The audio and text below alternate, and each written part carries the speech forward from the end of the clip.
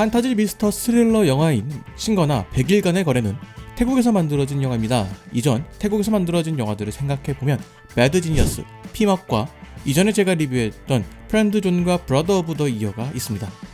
이런 영화들에서 느껴지는 특징들은 한국과 일본의 영향을 받은 듯한 느낌이 드는 영화라는 것이죠. 영화의 스토리나 구조에서는 한국 영화의 특징들을 가지고 있으며 캐릭터에는 일본 영화의 특징들이 묻어나고 있습니다. 때문에 한국 관객들도 낯설지 않게 관람할 수 있을 것입니다. 이번에 리뷰하는 신거나 100일간의 거래 또한 그러한 느낌이 드는 것이 사실입니다. 영화의 초반은 상당히 흥미롭게 느껴집니다. 알 수 없는 인물이 건물을 탈출하려 하고 그 과정에서 알 수 없는 힘을 가진 인물이 등장해서 그에게 이상한 제안을 합니다. 주인공에게는 해결해야 할 문제가 주어지면서 영화는 그 미스터리를 풀어가는 이야기로 전개가 되었다면 좋았을 것 같습니다.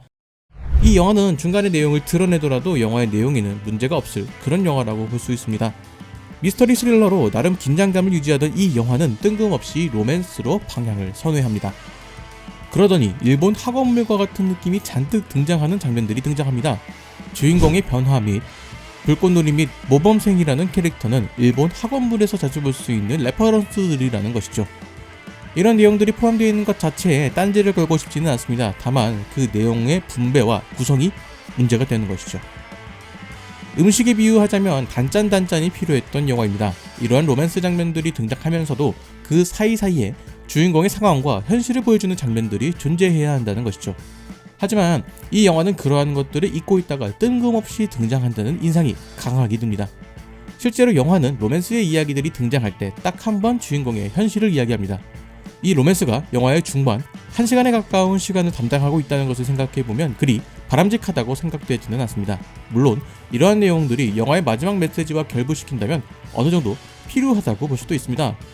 하지만 메시지 때문에 영화의 흥미가 훼손되면 안 된다는 것이 저의 생각입니다. 주인공이 해결해야 할 문제와 비밀에 대해서 설명하는 후반의 장면들이 다소 다급하게 느껴집니다. 그렇게 되면서 영화의 러닝타임도 136분으로 길어지게 되어 지루하다는 인상을 받게 됩니다. 영화의 모습이 개인적으로는 아쉬웠습니다.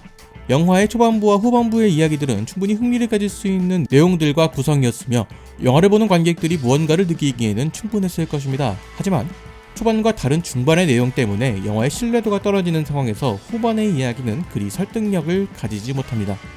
거기에 영화의 원제인 홈스테이라는 단어로 영화의 메시지를 정리하려고 하는 것이 온전히 와닿지는 않았습니다.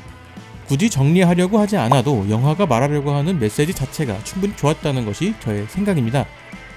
이러한 부분을 제외하더라도 미스터리 부분에서도 아쉬움이 존재합니다. 영화를 보고 있으면 의도적으로 누군가가 요주의 인물인 것처럼 몰고 가는 것이 너무 크게 느껴졌습니다.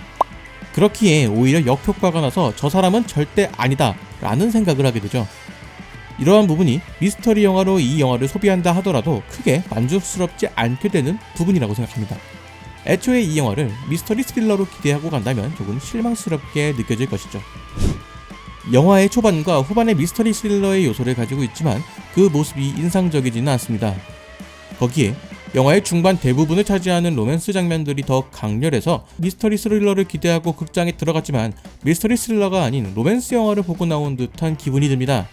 신선한 소재와 상상력으로 새로운 이야기의 영화가 될 것처럼 보였지만 다른 영화들과 비슷한 톤을 가진 영화가 되었습니다. 그런 점이 이 영화를 누군가에게 추천하기에 걸림돌이 되는 부분이라 생각합니다.